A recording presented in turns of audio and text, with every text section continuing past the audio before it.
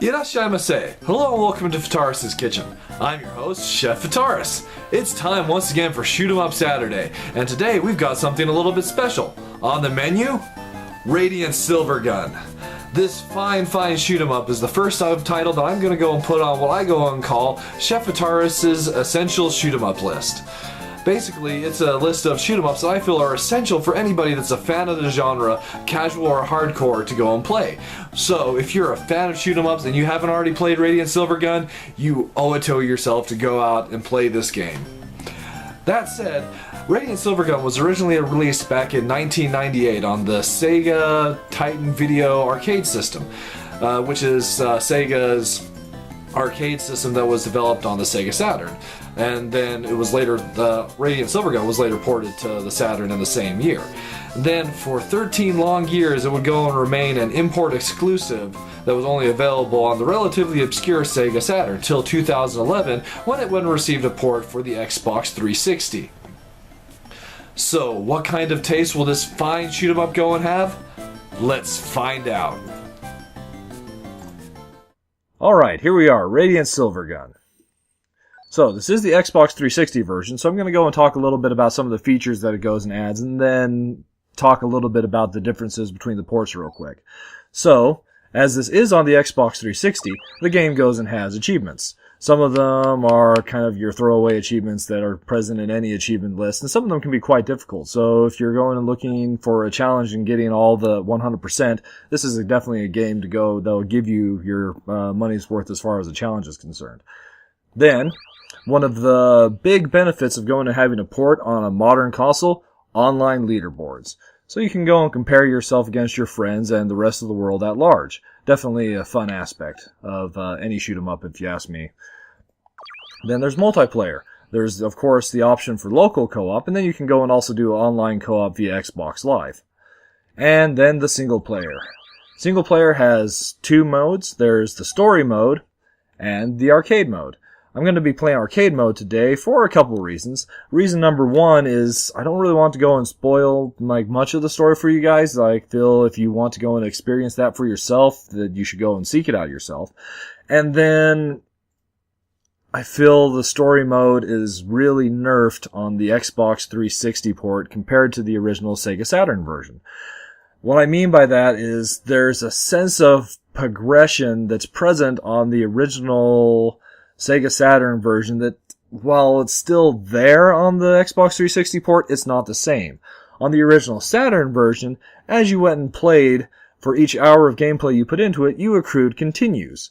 And in addition to some other progression that was present in the game, it would allow you to go and progress further and further into the game the more time you spent with the game. And you'd go and feel like you were getting more and more badass as time went on. So that was a great feeling to go and have. The problem with the Xbox 360 version is they went and took out continues in story mode altogether. There are still continues in arcade mode, but not story mode. So for every hour of gameplay you spend in story mode, you're not accruing continues, you're accruing extra lives. In fact, for each hour of gameplay, you're only accruing one extra life. Just one.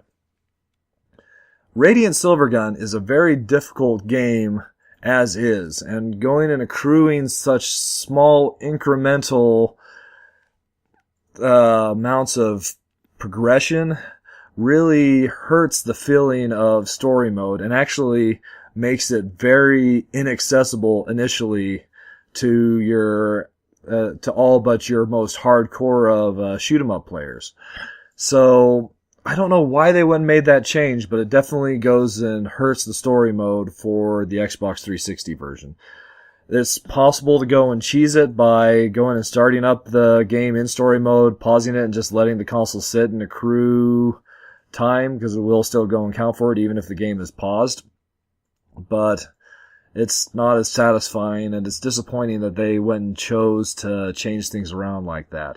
So for that reason, and a couple other smaller factors, I feel that the original Saturn version is definitely superior to the Xbox 360 port. Yes, the Xbox 360 port might look prettier, but is by no means the definitive version of the title. In addition to the progression in the story mode, there's also a whole bunch of little extras that you can go and unlock in the original Saturn version that just goes and adds some really fun elements and twists that you can go and put in there. So it's disappointing that they didn't go and include those in this Xbox 360 port of one of the greatest shooters ever made. 13 years later, they should have put more polish and love into it. But, that said, it's not very easy to get your hands on the original Saturn version. It's easily 200 plus on eBay in this day and age. And then you'd also have to go and get yourselves a Saturn that could go and play Japanese software. So, as far as accessibility, it's great that we have the Xbox 360 port, and I highly recommend that anybody that's a fan of shoot-'em-ups play this game. So if this is the only mode you can go and the only version you can get your hands on, go with it. And now we're going to go with it. Arcade mode. A couple different options here. Training, just to go and train your way through some of the stages. Score attack for setting high scores. And then normal play. We'll be, of course, doing normal play today. So as I mentioned, this game is hard. So, for the purposes of today's video, I'm going to go and be putting it on easy. It goes all the way down to very easy and all the way up to very hard for those insane shoot-'em-up masochists. So, easy it is. Number of lives, we'll go and set to 10, and then extension every million. I might get 1,000,000 points throughout the course of this run, but we'll go and see. Alright, let's get cooking! Here we are at the very beginning of Radiant Silvergun, with our fighters, the Silvergun, launching from the Space Cruiser Tetra. So, first off, let's go and talk about guns. So you start the game off with essentially 6 guns. In essence, it's actually 3, and then 3 combinations, which is really neat in my mind. You've got your basic Vulcan, which I'm using right now. There's also a homing shot. Homing shot. And then a spread shot. In addition to these 3 weapons, you also go and have 3 more weapons, which are combinations of the various other weapons. You can either go and assign them to their own buttons, or you can go and get them by pressing the button combinations of the 2 weapons that they go and combine. So we've got the Vulcan and homing goes and gives us this really awesome taser weapon. Here we are at the first boss of the game. The game does go and have quite a few bosses throughout the course of each stage. Anyway, so Vulcan and homing goes and gives us this taser weapon. Then Vulcan and spread goes and gives us this rear fire weapon, which is pretty neat. Then there's also the homing and spread, which gives us this super awesome but slow and kind of hard to go and use homing search laser. It's also short range, because it'll only go and home in on enemies where those triangles go and pass over them. So you kind of have to go and control your distance from enemies to go and make it very effective. But this weapon is also critical in going and finding some of the game's secrets, which I just found one, actually kind of inadvertently there. Little dogs called Marys that you can go and get, that you have to use that search laser to go and uncover. And those Marys are worth significant amounts of points. And points are extremely important in this title, because as you accrue points, you go and level up your weapons. So that brings me to my next point on the whole points. Points for points. Point for point. Okay, maybe it's not that funny. The chaining system.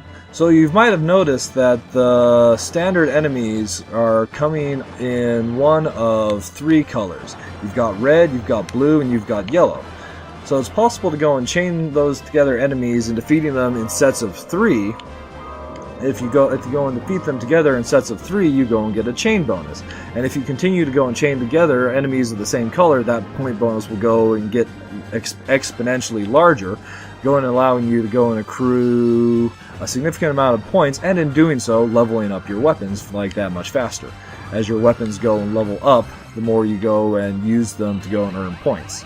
So it's all based on usage and points, which is a really neat system.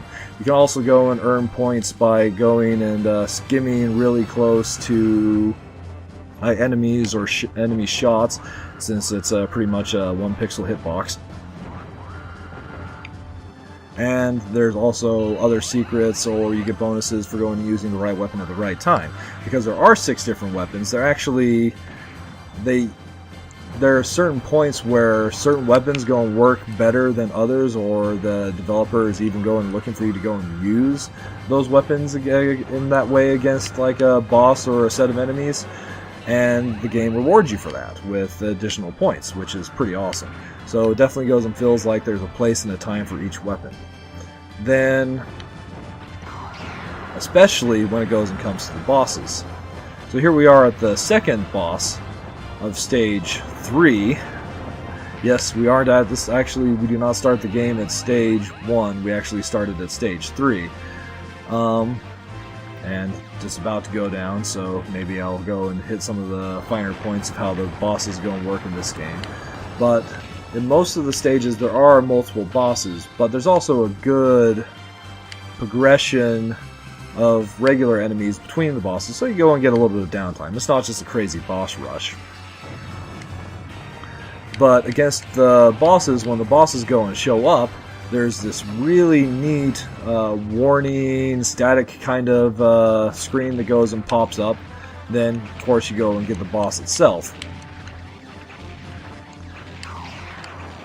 But when the boss goes and shows up, it goes and displays a little bit of information at the bottom of the screen. It says, "Encountered an assailant," the name of the boss. And then it goes and has some suggestions for, I guess, a mindset. I guess you can go and call it a mindset, or advice for going and tackling the boss. That it goes in terms in this like awesome English: "Be attitudes for gains." Yep, that's right. Be attitudes for gains. It's always good to go and have attitudes for gains. So let's go ahead and have a look at some of those be attitudes for gains with our next boss. So here we are. Warning: no refuge. Encounter an assailant. Gallop. Beatitude for gains. Anxious for return. Gamely fight. And tender heart? Okay, I have no idea what that's even trying to go and tell me to go and do. But this boss will go and give me the perfect opportunity to go and talk about some of the finer points of boss battles with this game. Since there are so many of them, they went and took their time to go and, well, make each and every one of them a unique experience. And part of how they go and do that is there's different ways to go about defeating the bosses. You can go and shoot to go and take out a boss as quickly as you possibly can, but you're not going to go and get as many points for it, because each boss is multi-segmented. So the more parts of the boss you go and destroy, the higher point value you're going to go and get. And as I mentioned, points are very, very important in Radiant Silvergun. So you definitely want to go and shoot for the higher destruction ratio if you're trying to go and make the game easier on yourself. But take too long and the bosses will go and self-destruct, and you'll go and miss out on a whole ton of points that you could have possibly gained otherwise. And as I also mentioned with weapons, there are certain weapons that go and are more effective for some bosses, like this boss here. I actually feel like the search laser actually works pretty well against, because the main core is actually behind this bit that's invulnerable to our shots, so we can't actually get rid of it.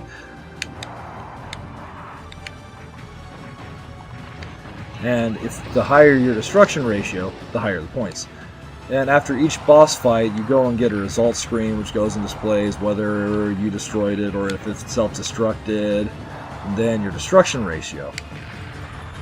I'm definitely being wasteful with my lives here. But, that said, let's go and look at our results screen here. Report, destruction, rate, perfect. Well, that boss in particular, since that's one that I feel I'm horrible at going and playing against, that feels good. Really good. Alright, so this is it right here. After that boss, we have a perfect section to go and talk about the 7th weapon on the Silvergun, the Radiant Sword. So the Radiant Sword is this awesome little polygonal sword that we can go and swing around our ship. And it goes and deals some pretty heavy damage, But one of the other benefits of it is it also goes and absorbs the pink shots that the enemies go and fire.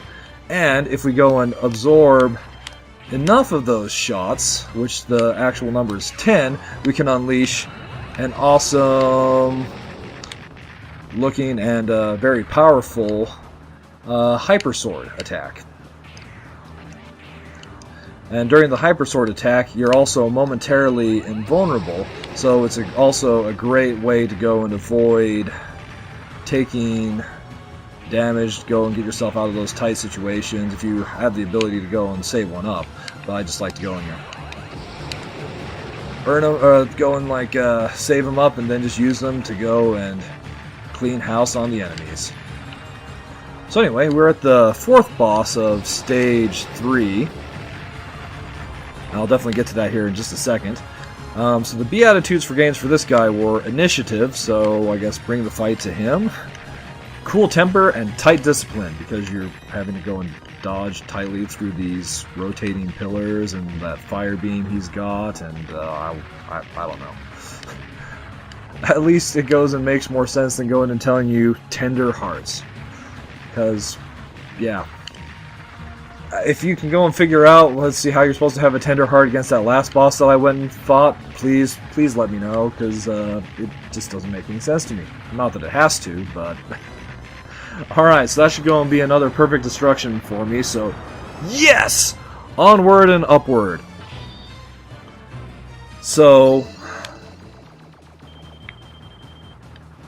Definitely. The chaining system, the weapons, and the way that they go and level up, and really even like just the whole feel of Radiant Silvergun. You've got great music, you've got an awesome presentation, and despite its age, the visuals still look like amazing in my mind. Maybe it's just because of the nostalgia, but I really go and feel that there's so much done right with this title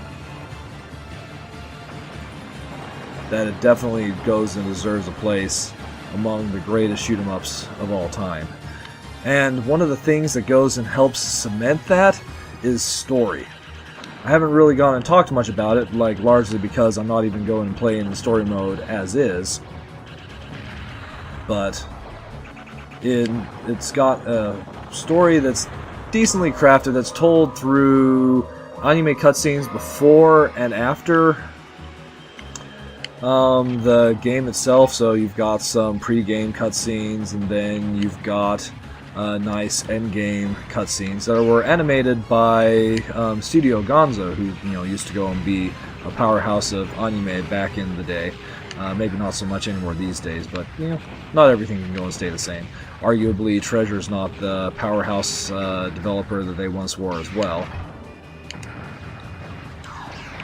But you've got a beautiful story that's crafted and told through various cutscenes and dialogue that you happen to go and get throughout the course of the game, and then even the stages themselves. As I noted, we're not actually playing Stage 1, we're playing Stage 3, and the stages are actually represented in chronological order. So after we go and finish Stage 3 in story mode, you move on to Stage 2. So you actually jump back to a previous time to go and get a different perspective of the story. It's a really neat little storytelling method that goes and sets Silvergun apart from many of its other contemporaries, because let's face it, for the most part, you don't go and play shoot 'em up for its stories.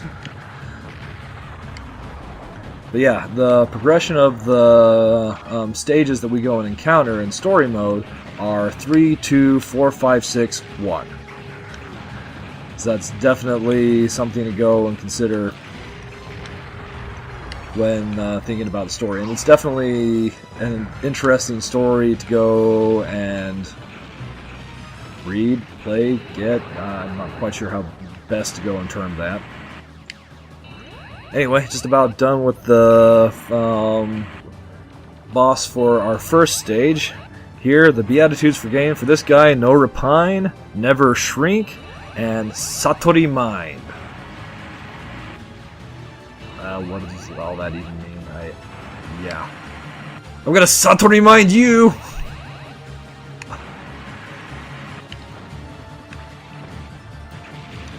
Alright, there we go. The boss of stage 1 is down and out.